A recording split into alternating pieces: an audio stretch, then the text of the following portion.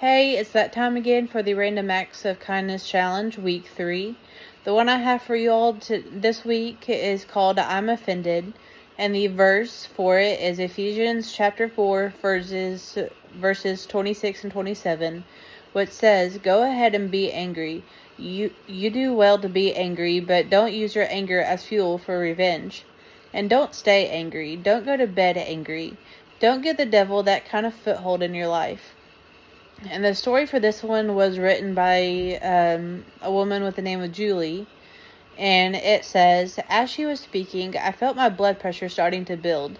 And I wondered whether she would soon see steam curling out of my ears.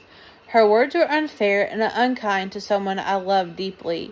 And I was angry and hurt on behalf of my loved one. Because I've learned that speaking in anger rarely results in anything positive. I managed to hold my tongue, but I spent a good portion of that evening and the next day locked in an internal battle. I wanted to stop back and tell this woman that she was being extraordinarily unfair. Every time I started down that mental path, though, I felt a tugging backward from the edge of that angry cliff, and an urge to stand still. I felt an invitation to hand over that jumbled up ball of emotions to Jesus, and so finally I did. In fact, I handed it to him several times. Every time a new argument started in my head about why this person was wrong, I stopped and handed it over anew. My mind returned to some wise words spoken to me by a friend years ago. Taking up an offense on someone else's behalf rarely ends positively. So I heeded my friend's words and the advice from Ephesians 4. While anger is a legitimate emotional response, we are warned to be very careful about using anger to fuel revenge, and are advised not to go to bed angry. When we dwell on our anger, we risk giving the devil a foothold in our lives. As I set aside the angry emotions, I began to see solutions to the problem that didn't involve me stomping angrily or severing a relationship. When I kept my lips zipped in that angry moment, and went to Jesus first with my anger, the Lord worked in my heart to show me a winning solution for this woman, my loved one, and me. And the act of kindness for this one says that if you're holding a grudge against someone, take it to Jesus and then release it.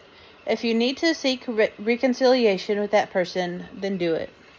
And with this one, a lot of times we have a tendency to play out different scenarios in our mind of how we could handle a situation with somebody or how we could have handled it differently.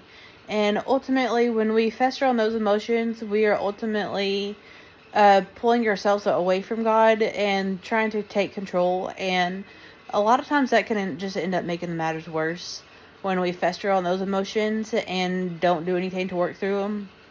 And as I've always been told, if you have time to complain about something, then you have time to do something about it.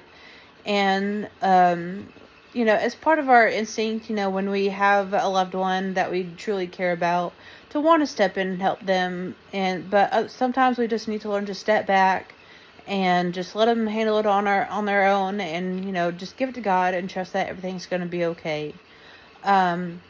So if you have someone that you are having a hard time forgiving for something that happened recently or even years ago, just turn it to God and trust that everything will be okay.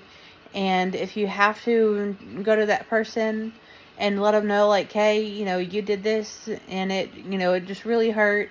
Whether that person remembers doing it or not, forgiveness is ultimately all about yourself and just doing whatever you have to do to just be able to move on and live life. And it's not so much for the other person as much as just yourself. And so whatever it is, the famous words of Elsa from Frozen, just let it go and give it to God. So that's my challenge for you all this week. Until next time, just remember, this is Kinsey reminding you that you are amazing, you have a purpose, and you are loved. See ya.